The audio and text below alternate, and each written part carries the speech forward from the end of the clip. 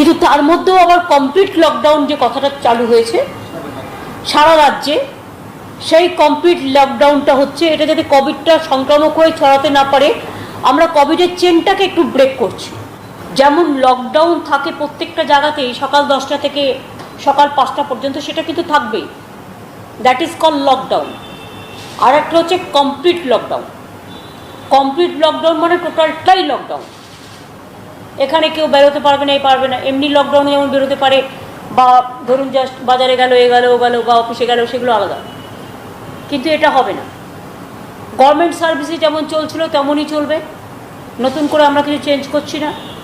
Government private সবাইকেই বলবো social distancing maintain করে, প্রাইভেট যেটা ফিজিক্যাল ডিস্টেন্সিং মেনটেন করে, স্যানিটাইজ ইউজ করে, মাস্ক ইউজ করে, হাতে গ্লাভস ইউজ করে, মাথায় একটা কিছু চুলটা বাঁধার ব্যবস্থা করে তারা কাজ করবেন। কারণ নিজেকে কিন্তু সচেতন থাকতে হবে। অনেক সময় মাস্ক কিন্তু আমরা পরছি না। সপ্তাহে 2 দিন আমরা চেনটাকে ভাঙবো, রবিবার এবং সোমবার, সেকেন্ড এবং থার্ড, 2 দিন করে 48 ঘন্টা আমরা একটা চেন করছি। তাই রবি এবং সোম হবে, বুধবারের পর আমরা আগে থেকে জানিয়ে দিচ্ছি।